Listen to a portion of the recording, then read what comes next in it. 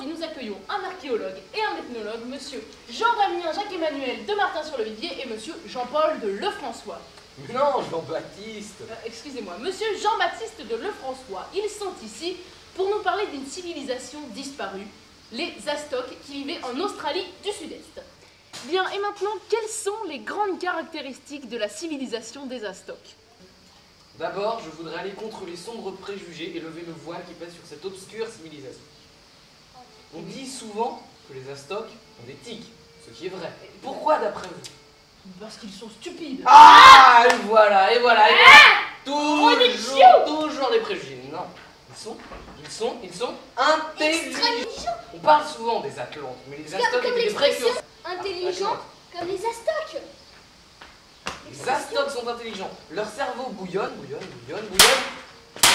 Oh merde! Leur cerveau bouillonne et explose. Ils ont des tics.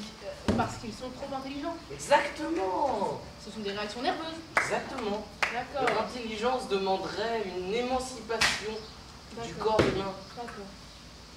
Très bien. Maintenant que nous avons levé ce voile, quelles sont les principales caractéristiques de cette civilisation si intelligente d'après vous? 6 et même 7 intelligentes, car en génétique, ils ont fait des inventions prodigieuses. Je voudrais revenir sur un point qui pèse sur nos sociétés. Dans nos sociétés, on dissocie d'un côté la religion, Oui. de l'autre côté la science. Mais chez les Aztèques, c'est plutôt... J'y arrive pas. Allez-y, vous y arrivez. Ah, j'adore. Donc chez les Aztèques, la religion et les sciences sont mariées en un seul, elles tiennent d'un seul tenant. Car la génétique, on revient à la génétique, ils ont fait des inventions. Qui leur permettaient de faire des croisements entre hommes et animaux tels que des gépards, des rhinocéros, des éléphants. Surtout les clopards. Ils devenaient immortels et ils divinisaient les humains, ainsi mélangés génétiquement à des animaux. C'est ça le progrès.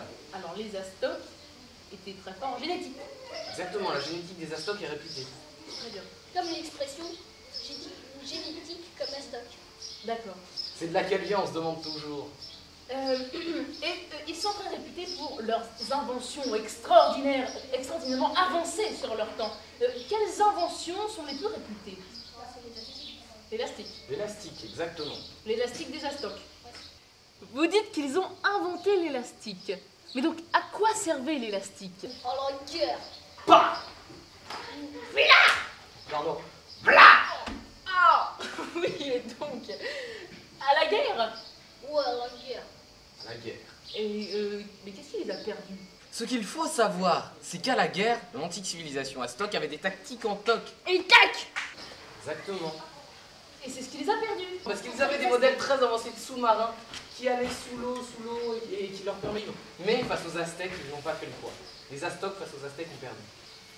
C'est ce qui les a perdus. C'est deux civilisations.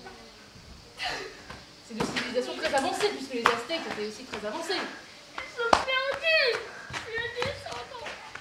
Nous vous retrouvons mardi prochain pour une nouvelle édition de La Science perd patience.